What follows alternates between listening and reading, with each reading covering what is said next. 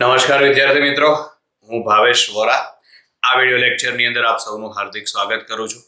સૌથી પહેલા તો જો તમે મારી YouTube ચેનલ ભાવેશ વોરાને સબસ્ક્રાઇબ ના કરી હોય તો ઝડપથી સબસ્ક્રાઇબ કરી દો, જેથી કરીને નવા વિડિયો અંગેની નોટિફિકેશન તમને મળતી રહે. બરાબર છે. આપણે યુનિટ નંબર 5 ગતિના નિયમોની અંદર આગળ થિયરીમાં આપણે છેલ્લે ઘર્ષણ વિશે ભણી ગયા.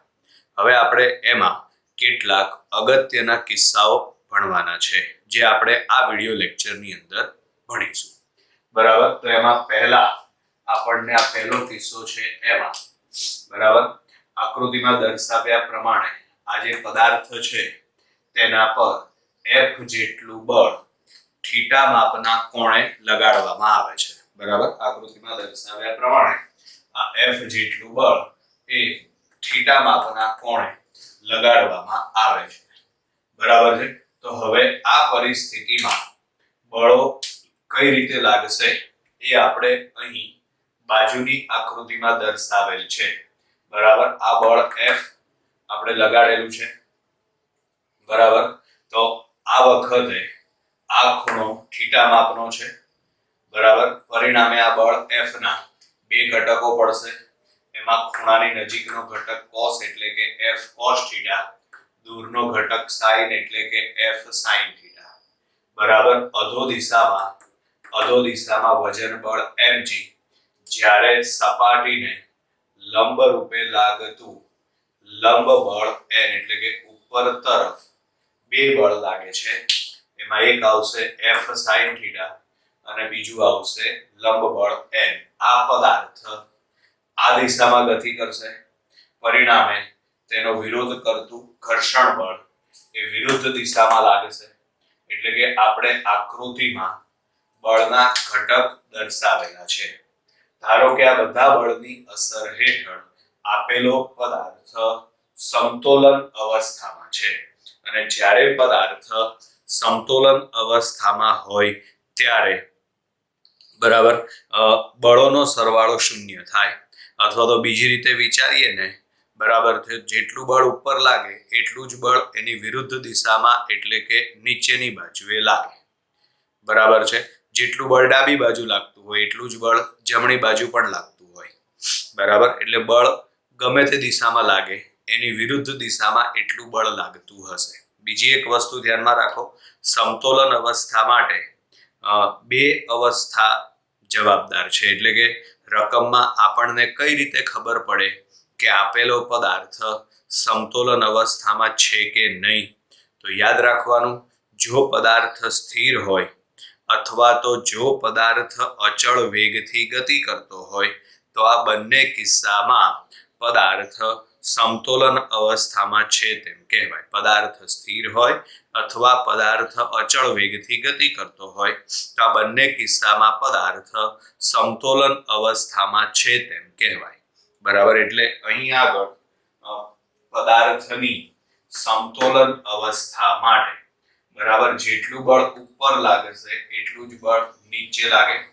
ઉપર તરફ બે બળ લાગે છે. એમાં એક છે n અને બીજું છે F sin થીટા. જ્યારે નીચે તરફ એક બળ લાગે છે, વજન બળ mg. બરાબર. એટલે આ બંને બળ એકબીજાને સમતોલે.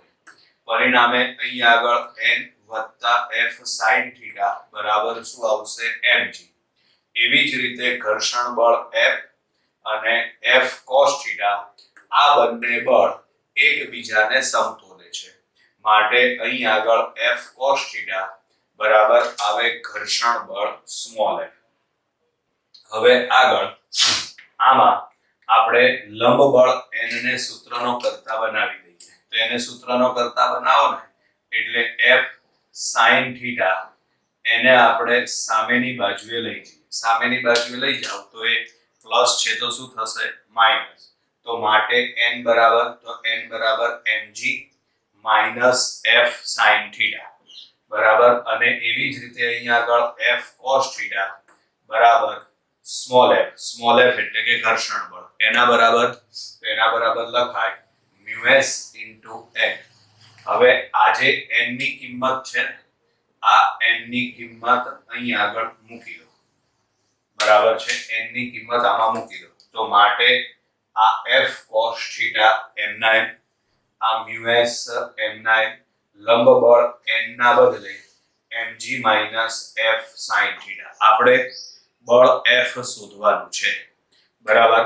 તો એ બળ f શોધવા માટે હવે તમે આ જે mu s છે ને એને અંદર ગુણી નાખો બંને પદ સાથે, એટલે f cos થીટા m ના m અંદર ગુણી નાખો એટલે આ mu s mg, આમાં અંદર ગુણો એટલે minus mu s f sin theta, બરાબર છે. હવે આ mu s f sin theta તમે સામેની બાજુએ લઈ જાઓ તો એ અહીં માઈનસ છે ને તો પ્લસ થઈ જશે, એટલે આ f cos થીટા તો m ના m, આ પદ સામે ગયું માઈનસ છે તો પ્લસ થઈ ગયું, mu s f sin theta બરાબર mu s mg m ના m. આમાંથી તમે કેપિટલ F એટલે કે બળ F કોમન કાઢી નાખો તો પાછળ કૌંસમાં બાકી વધે cos theta plus mu s sin theta.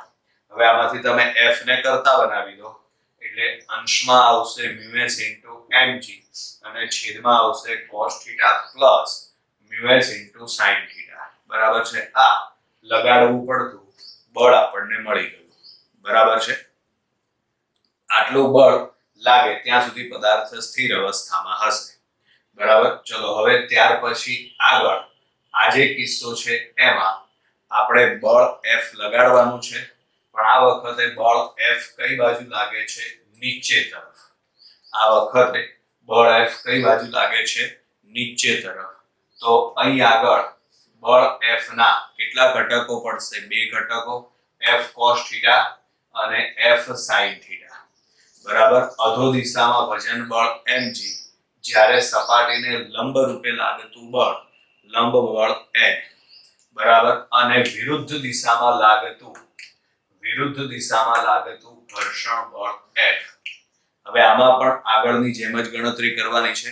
સમતોલન અવસ્થા માટે તો સમતોલન અવસ્થા માટે જેટલું બળ ઉપર લાગે એટલું જ બળ નીચે લાગે, માટે અહીં આગળ આવશે n બરાબર f sin theta plus mg, બરાબર. જેટલું બળ ડાબી બાજુ લાગે એટલું જ બળ જમણી બાજુ લાગે, પરિણામે f cos થીટા બરાબર સ્મોલ f. તો અહીં આગળ આવશે f cos થીટા બરાબર સ્મોલ f, બરાબર. આ f cos થીટા m ના m, સ્મોલ f એટલે ઘર્ષણ બળ, એના બરાબર લખાશે mu s n, બરાબર. હવે આમાં આપણે આ સમીકરણમાં આપણે n ની કિંમત લખવાની છે. આ n ની કિંમત આપણે અહીં મૂકવાની થશે. તો જો આ f cos થીટા m ના m લખ્યા, બરાબર.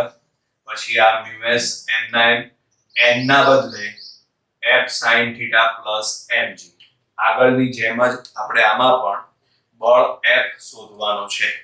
એ નક્કી કરવા માટે કૌંસ છોડી નાખો તો f cos theta n m, આ mu s ને અંદર ગુણો એટલે mu s f sin theta, આ mu s અહીં ગુણાશે એટલે mu s mg, બરાબર. હવે આ mu s f sin theta એને તમે સામેની બાજુએ લઈ જાઓ તો એ પ્લસ છે તો શું થઈ જશે? માઈનસ, માટે અહીં આગળ f cos theta minus mu s f sin theta બરાબર mu s mg. આમાંથી f કોમન કાઢો માટે cos theta minus mu s sin theta બરાબર mu s mg. હવે આમાં cos theta minus mu s sin theta આને આપણે છેદમાં લઈ જઈએ તો માટે f બરાબર mu s mg, આને આપણે છેદમાં લઈ જઈએ તો cos theta minus mu s sin theta, બરાબર છે. એટલે આ લગાડવું પડતું બળ આપણને મળી ગયું, બરાબર. આવા વ્યવહારની અંદર આપણને ઘણા બધા કિસ્સાઓ જોવા મળે છે. આવા જે બે આપણે ભણ્યા ને એવા આપણે અત્યાર સુધી એનું અવલોકન કરેલું નથી, બરાબર. જેમ કે નોર્મલી આપણે વિચારીએ તો ઘાસ કાપવાનું મશીન હોય, બરાબર છે. એને આપણે ધક્કો મારીએ છીએ આગળથી આ રીતે આમ, બરાબર. આમ પકડીને ચાલતા જઈને આગળ ઘાસ કપાતું જાય, બરાબર છે. અને જ્યારે આપણે ટ્રોલી બેગ હોય, બરાબર છે, એને આપણે પાછળ પકડીને આગળ આપણે ચાલતા હોઈએ છીએ, બરાબર છે. એટલે એક કિસ્સાની અંદર આપણે એને ધક્કો મારીએ છીએ, જ્યારે બીજાની અંદર આપણે એને ખેંચીએ છીએ, બરાબર છે. તો આ જે કિસ્સો છે, બરાબર, આ કિસ્સો એને ખેંચવા માટેનો છે, બરાબર છે, જ્યારે આ કિસ્સો એને ધકેલવા માટેનો છે, બરાબર છે. તો હવે ખેંચવું સારું કે ધકેલવું સારું? બરાબર, કોઈ પણ પદાર્થને ખેંચવો સારો કે ધકેલવો સારો? બરાબર, તો એમાં આ ઉપરથી નક્કી થાય, બરાબર. અહીં આગળ જુઓ, બાકી બધી કિંમત સરખી છે, બરાબર, પણ અહીં આગળ સમીકરણમાં પ્લસ આવે છે, અહીં સમીકરણમાં માઇનસ આવે છે, બરાબર. પરિણામે આ બંને સમીકરણમાં આ છેદ મોટો કહેવાય, આ છેદ મોટો કહેવાય, તો બળ F નું મૂલ્ય આપણને નાનું મળે, બરાબર. એટલે કે કોઈ પણ પદાર્થને ધકેલવા કરતા ખેંચવો સહેલો છે, બરાબર. એટલે કે આપણે ટ્રોલી બેગને ખેંચીએ છીએ, જ્યારે ઘાસ કાપવાનું મશીન હોય એને આપણે ધકેલીએ છીએ. એટલે ધકેલવા કરતા કોઈ પણ પદાર્થને ખેંચવો સારો કહેવાય, બરાબર. આ બંને ઉદાહરણ પરથી આપણે એવું કહી શકીએ છીએ, કારણ કે બંને સમીકરણ જે છેલ્લે સમીકરણ મેળવ્યા એ બંને સમીકરણ સરખાવો તો ખાલી નિશાનીનો જ ફરક છે, બાકી સમીકરણ સેમ છે, બરાબર. તો આપણે એક જ પદાર્થ લઈએ, એને એક વખત ધકેલીએ અને બીજી વખત ખેંચીએ, તો એને ખેંચવું વધારે સહેલું પડે. એનું કારણ કે ખેંચવા માટે આપણે બળ ઓછું લગાડવું પડશે, બરાબર. ચલો, એટલે આપણે આજે બે અવસ્થા ભણ્યા, એ અવસ્થા કઈ હતી? સમતોલન અવસ્થા હતી. પણ હવે ધારો કે સમતોલન અવસ્થા ન હોય તો જો સમતોલન અવસ્થા ન હોય તો આપેલો પદાર્થ પ્રવેગી ગતિ કરે છે. એટલે આ જે બે કિસ્સાઓ છે એ પ્રવેગી ગતિ માટેના છે, અને એમાં આપણે પ્રવેગ મેળવવાનો છે, બરાબર. તો એમાં આ જે બ્લોક છે એનું વજન બળ mg અધો દિશામાં અને સપાટીને લંબ રૂપે લાગતું લંબ બળ n, વજન બળ mg અધો દિશામાં અને સપાટીને લંબ રૂપે લાગતું લંબ બળ n, બરાબર છે. હવે આ ખૂણો થીટા માપનો છે, બરાબર. વજન બળ mg ના કેટલા ઘટકો પડશે? બે ઘટકો. એમાં આવે mg cos થીટા અને બીજું શું આવશે? mg sin થીટા, બરાબર. આ જે બ્લોક છે એ નીચે તરફ પ્રવેગી ગતિ કરે છે, આ બ્લોક નીચે તરફ પ્રવેગી ગતિ કરે છે, પરિણામે ઘર્ષણ બળ એનાથી વિરુદ્ધ દિશામાં લાગે, બરાબર. ઘર્ષણ બળ એનાથી વિરુદ્ધ દિશામાં લાગે, બરાબર. હવે આ બળ અને એના ઘટકો આપણે દર્શાવી દીધા. આ બધા બળની અસર હેઠળ શિરોલંબ દિશામાં આપેલો પદાર્થ સમતોલન અવસ્થામાં હશે. એટલે કે શિરોલંબ દિશામાં પદાર્થ કોઈ પ્રવેગી ગતિ કરશે નહીં, પરિણામે લંબ બળ n બરાબર આવે mg cos થીટા, બરાબર છે. લંબ બળ n બરાબર આવશે mg cos થીટા. જ્યારે હવે સમજજો ધ્યાનથી, બરાબર. આ છે ઘર્ષણ બળ F અને આ છે mg sin થીટા. આ બંને બળની અસર હેઠળ આપેલો પદાર્થ નીચે તરફ પ્રવેગી ગતિ કરે છે. એટલે એનો મતલબ એમ થાય કે આ બંને બળમાંથી નીચે તરફ લાગતું બળ વધારે હશે. આ બંને બળમાંથી નીચે તરફ લાગતું જે બળ છે એ વધારે હશે, બરાબર. એટલે mg sin થીટા બળ વધારે હશે. તો એનું પરિણામી બળ શોધવા માટે mg sin theta minus f, બરાબર. આ બે બળ એક જ રેખા ઉપર લાગે છે, બંનેની દિશા વિરુદ્ધ છે. આ બંને બળ એક જ રેખા ઉપર લાગે છે.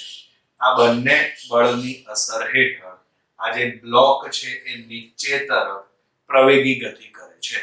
એટલે કે આ બે બળમાંથી આ બળનું મૂલ્ય વધારે હશે, mg sin થીટા નું મૂલ્ય વધારે હશે. એટલે કે mg sin થીટા માઇનસ ઘર્ષણ બળ F એના બરાબર લખાશે ma, બરાબર.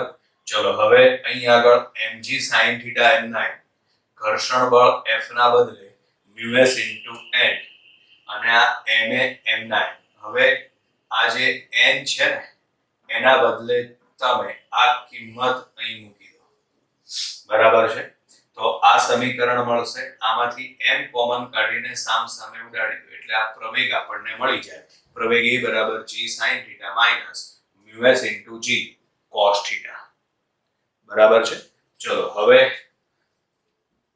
ત્યાર પછી આગળ ધારો કે આ વખતે પદાર્થ છે ને ઉપર તરફ પ્રવેગી ગતિ કરે છે બરાબર જો ઉપર તરફ પ્રવેગી ગતિ કરતો હોય તો કેટલા બળ લાગશે એ બળ આપણે વિચારી લઈએ તો એમાં અધો દિશામાં વજન બળ mg બરાબર જ્યારે આ વજન બળ mg ના બે ઘટકો પડે mg cos θ અને mg sin θ બરાબર છે અને સપાટીને લંબ રૂપે લાગતું લંબ બળ n બીજી એક વસ્તુ ધ્યાનમાં રાખો કે આ વખતે બ્લોક ઉપર તરફ પ્રવેગી ગતિ કરે છે એટલે કે આ વખતે ઘર્ષણ બળ F છે ને એ નીચેની બાજુએ લાગશે બરાબર એટલે કે આ બંને બળ આ વખતે એક જ દિશામાં થશે બરાબર ચલો આમાં n બરાબર mg cos θ એ તો ફાઇનલ છે આગળ પણ શીખવાડ્યું તમને એનું કારણ કે આ જે પણ બળ લાગે છે એ બધા બળની અસર હેઠળ પદાર્થ આ દિશામાં સમતોલન અવસ્થામાં છે પદાર્થ આ દિશામાં સમતોલન અવસ્થામાં છે એટલે કે n બરાબર mg cos θ જ્યારે અહીં આગળ આવશે mg sin θ plus f બરાબર શું આવશે m પછી f ના બદલે μs * n n ની કિંમત લખી નાખો તમે mg cos θ અહીં આગળ બરાબર સામે m ઉડાડી દો એટલે પ્રવેગની કિંમત આપણને મળી જાય આગળના જે બે કિસ્સાઓ ભણ્યા એ સમતોલન અવસ્થા માટેના હતા બરાબર છે જ્યારે આ જે કિસ્સાઓ આપણે ભણ્યા એમાં પદાર્થ સમતોલન અવસ્થામાં નથી પરંતુ પદાર્થ એ પ્રવેગી ગતિ કરે છે બરાબર ક્લિયર વિદ્યાર્થી મિત્રો તો હવે આગળના કેટલાક ખાસ કિસ્સાઓ એ હવે આપણે ભણીશું અત્યારે બાય બાય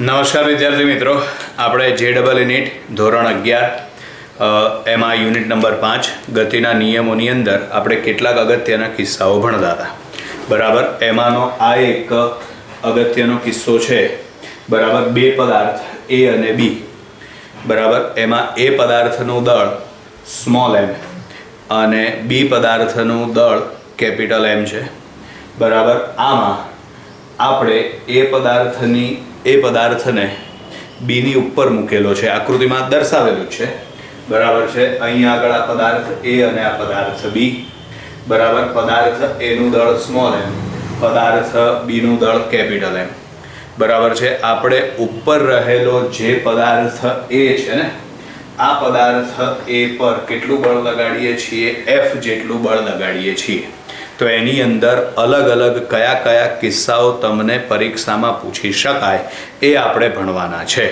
બરાબર તો એમાં આકૃતિમાં દર્શાવ્યા પ્રમાણે ઉપર રાખેલ પદાર્થ A પર F જેટલું બળ લગાડવામાં આવે છે હવે માની લઈએ પહેલી કન્ડિશન ધારો કે લીસી સપાટી છે કઈ સપાટી તો કે A અને B ની જે સંપર્ક સપાટી છે ને બરાબર એ લીસી સપાટી છે બરાબર એટલે અહીં આગળ આ જે સપાટી છે ને આ સપાટી લીસી સપાટી છે બરાબર એટલે પહેલું છે ઘર્ષણ રહિત સપાટી એટલે કે લીસી સપાટી આ વખતે માત્ર પદાર્થ A પ્રવેગી ગતિ કરે છે જ્યારે પદાર્થ B એ સ્થિર અવસ્થામાં રહે છે કારણ કે અહીં કોઈ ઘર્ષણ બળ લાગતું નથી એના કારણે માત્ર પદાર્થ A ગતિ કરે છે જ્યારે પદાર્થ B એ સ્થિર અવસ્થામાં રહે છે એટલે અહીં પહેલું છે ઘર્ષણ રહિત સપાટી એટલે કે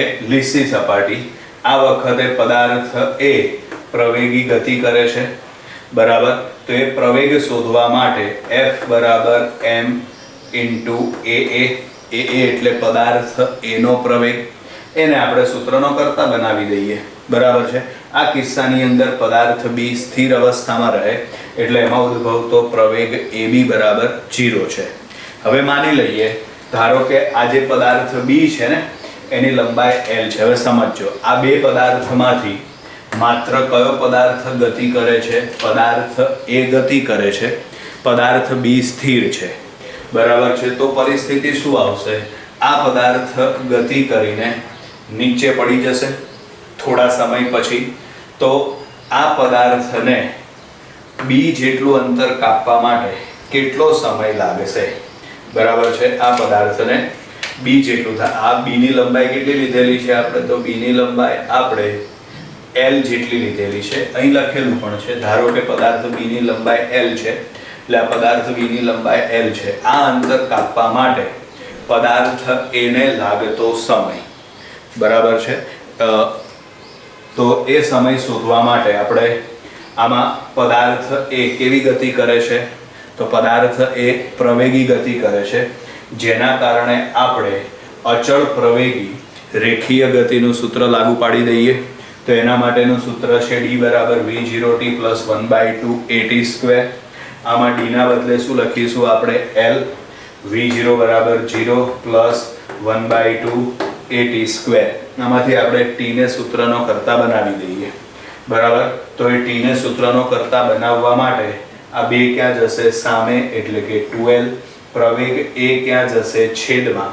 વર્ગમૂળ કાઢી લો એટલે t બરાબર √ 2L અપોને આટલો સમય લાગે, બરાબર. આ એનું સામાન્ય સૂત્ર થઈ ગયું, બરાબર. હવે આપણે પ્રવેગ એ ની કિંમત આ મૂકી દઈએ, બરાબર છે. એટલે આટલો સમય લાગશે L જેટલું અંતર કાપવા માટે. અથવા તો આ પરીક્ષામાં એવું પૂછાય કે પદાર્થ એને નીચે પડવા માટે કેટલો સમય લાગશે? તો આ એની ગણતરી થઈ ગઈ, બરાબર. હવે આગળ આપણે એવું માની લઈએ, ધારો કે A અને B ની સંપર્ક સપાટી વચ્ચે ઘર્ષણ બળ લાગે છે, બરાબર. અહીં આગળ A અને B ની આ જે સંપર્ક સપાટી છે ને ત્યાં ઘર્ષણ બળ લાગે છે. નીચેની જે આ સપાટી છે, બરાબર, સમક્ષિતિજ સપાટી એટલે કે જે તળિયું છે ને ત્યાં ઘર્ષણ બળ લાગતું નથી, બરાબર. સમજો, A અને B ની સંપર્ક સપાટી એટલે કે અહીં આગળ ઘર્ષણ બળ લાગે છે, બરાબર છે. જ્યારે પદાર્થ બી અને જે તળિયું છે ને ત્યાં ઘર્ષણ બળ લાગતું નથી, બરાબર. એટલે A અને B ની સંપર્ક સપાટી વચ્ચે ઘર્ષણ બળ લાગે છે. હવે એમાં આગળ બે અલગ અલગ કિસ્સાઓ આવશે, બરાબર છે. એમાં પહેલું આવશે, આ પહેલું છે, બરાબર. આની અંદર બે અલગ અલગ કિસ્સાઓ આવશે, બરાબર. એમાંનો આ પહેલો કિસ્સો છે. ધારો કે આ વખતે બાહ્ય બળ એ ઘર્ષણ બળ કરતા ઓછું હોય અને બીજું છે, ધારો કે બાહ્ય બળ એ ઘર્ષણ બળ કરતા વધારે હોય, બરાબર છે. તમે સમજો, અહીં આગળ આ પદાર્થ બી ઉપર તમે પદાર્થ એ મૂક્યો. હવે A અને B વચ્ચે ઘર્ષણ બળ લાગશે, બરાબર. તમે અહીંથી આ રીતે બળ F લગાડો છો. આ બંને વચ્ચે ઘર્ષણ બળ લાગે છે એટલે આ ઘર્ષણ બળ કઈ દિશામાં હશે? તો આ ઘર્ષણ બળ એ વિરુદ્ધ દિશામાં હશે. ઘર્ષણ બળ એ વિરુદ્ધ દિશામાં હશે, આ રીતે. આ ઘર્ષણ બળ આપણે F લઈ લઈએ તો આ આપણે લગાડેલું બળ અને આ ઘર્ષણ બળ, આ બંને વચ્ચે આપણે બે કિસ્સા ભણવાના છે.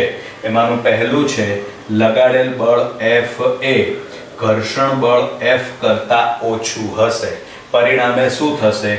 આ વખતે પદાર્થ એ એકલો ગતિ નહીં કરે, પરંતુ આખું જે તંત્ર છે ને એ એક સાથે પ્રવેગી ગતિ કરશે, બરાબર. તમારે પદાર્થ એને ગતિ કરાવવી હોય તો કેટલું બળ લગાડવું પડે? ઘર્ષણ બળ F કરતા વધારે.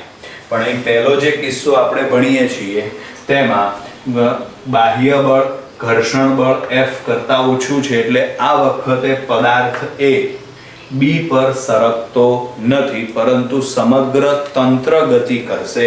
એનું કારણ કે આ જે નીચેનું જે તળિયું છે ને એ તળિયાની સપાટી તમે કેવી ગણેલી છે? તો તળિયાની સપાટી તમે લીસી ગણેલી છે, ત્યાં કોઈ પણ જાતનું ઘર્ષણ બળ લાગતું નથી, બરાબર છે. પરિણામે આખું જે તંત્ર છે ને એ આખું તંત્ર એક સાથે પ્રવેગી ગતિ કરશે. એટલે અહીં લખેલું જ છે સમગ્ર તંત્ર પ્રવેગી ગતિ કરે છે.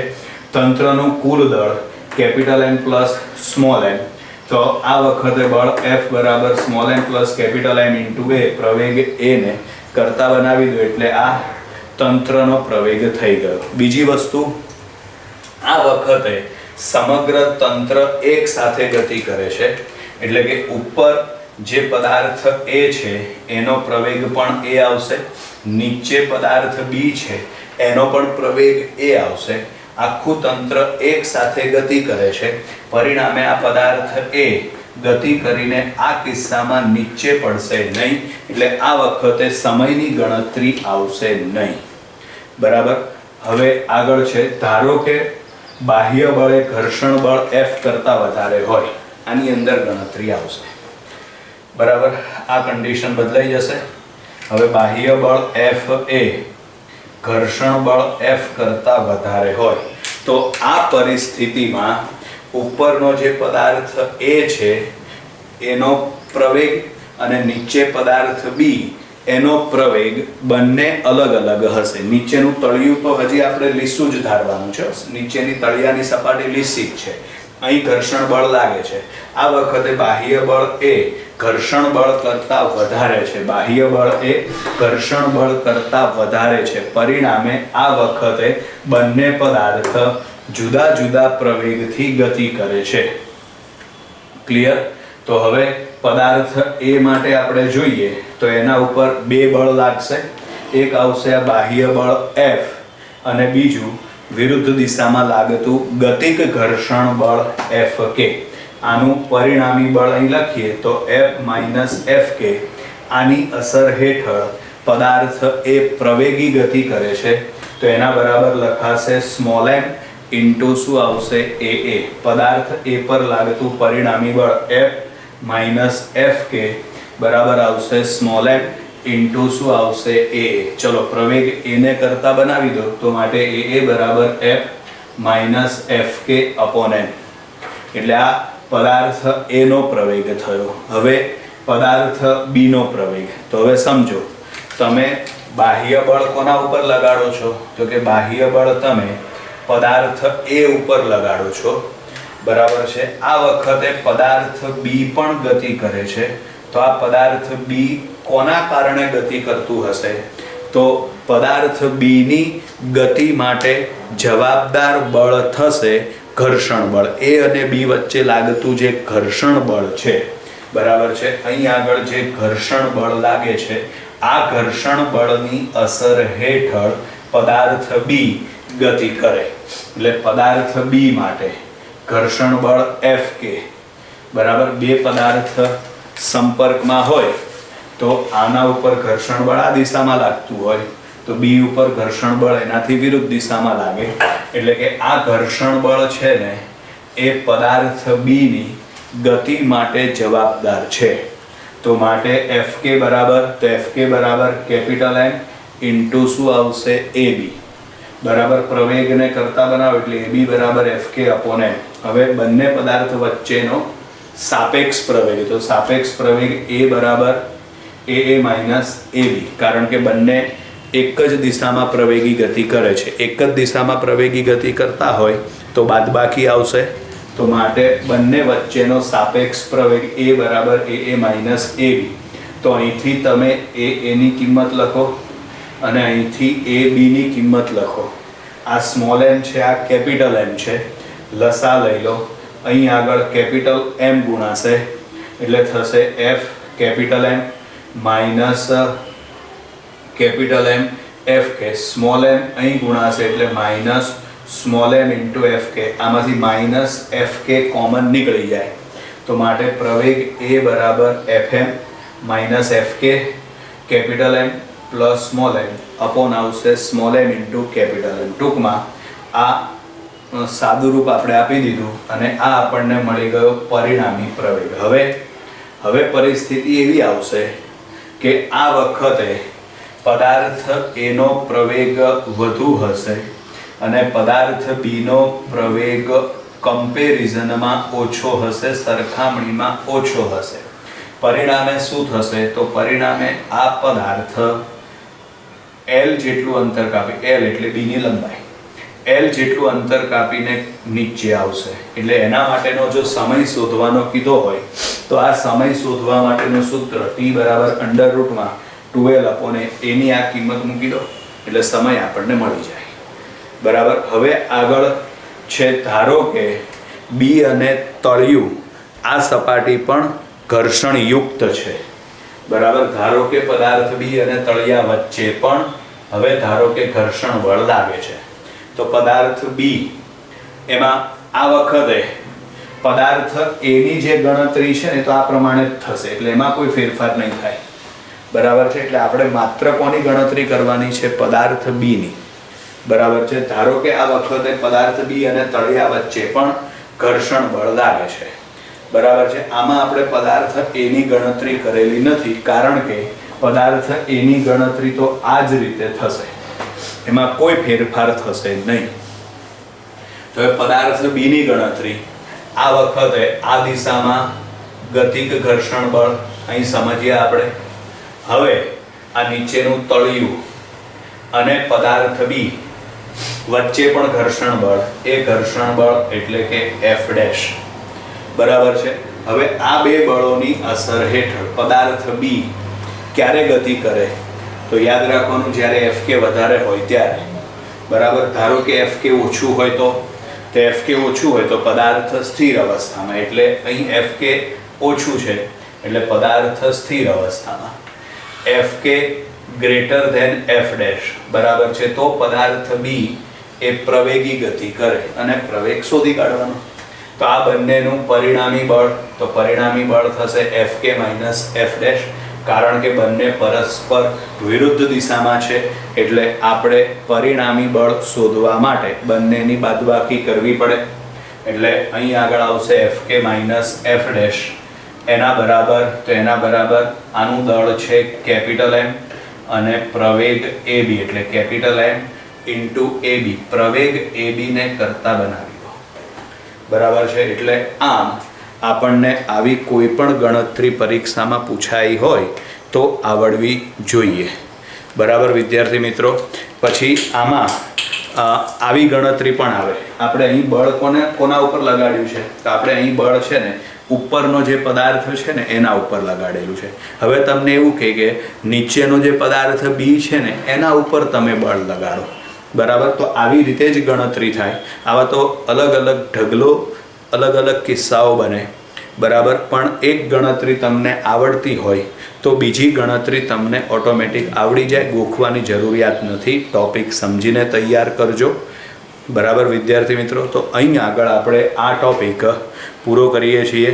નેક્સ્ટ વિડીયોની અંદર આપણે અહીંથી આગળ બીજી વધારાની થિયરી ભણીશું. થિયરી માટે હવે એક વિડીયો લેક્ચરની જરૂર પડશે, ત્યાર પછી આપણે MCQ આ યુનિટના ચલાવીશું. અત્યારે બાય બાય વિદ્યાર્થી મિત્રો.